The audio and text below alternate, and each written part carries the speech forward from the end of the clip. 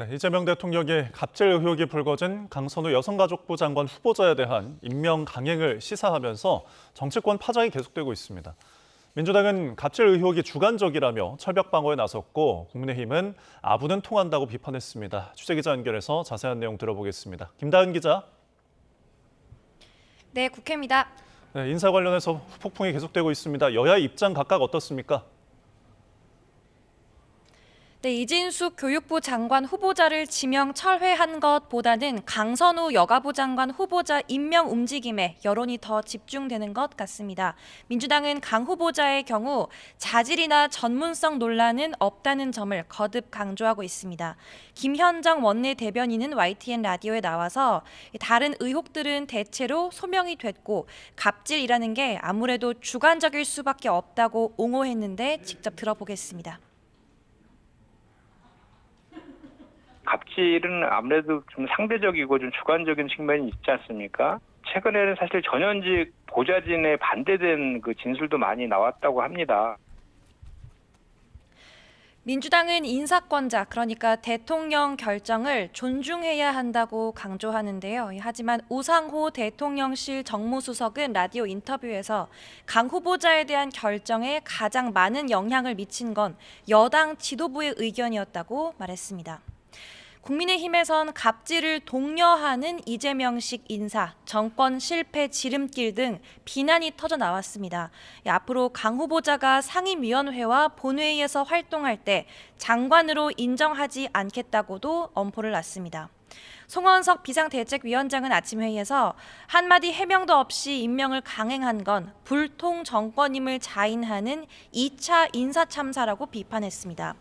충성심과 보은을 기준으로 자리를 주는 1차 인사참사보다 더하다는 건데 발언 직접 들어보시겠습니다. 국민의 상식에 맞서 싸우겠다는 선전포고로 읽힙니다. 갑질 불패, 아부 불패, 척건 불패가 아닐 수 없습니다.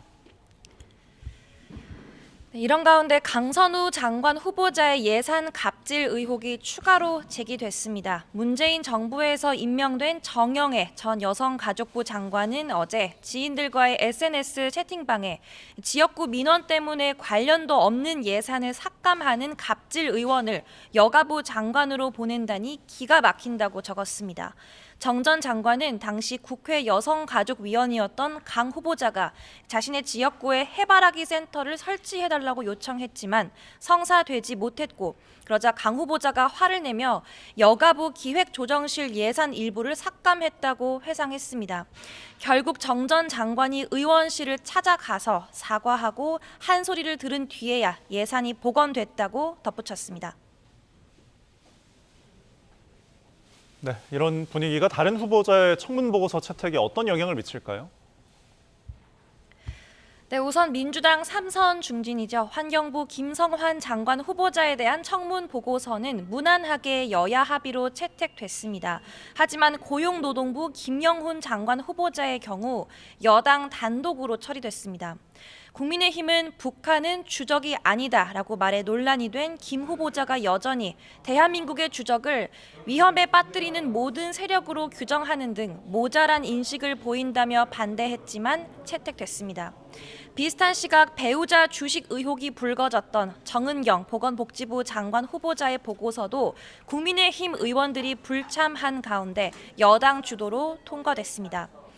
민주당은 앞으로도 국민의힘이 협조하지 않으면 여당 단독으로 처리할 수밖에 없다는 입장입니다. 이진숙 후보자가 자진해서 사퇴한 게 아니라 대통령이 지명을 철회했다는 건 야당의 의견을 일부 수용한 거라고 주장하며 야당도 마찬가지로 대승적 결단을 해달라는 건데요. 반면 국민의힘은 강선우 후보자만 문제가 아니라 부처의 기본 철학과 강령에 맞지 않는 부적격 후보자들이 많다고 평가합니다.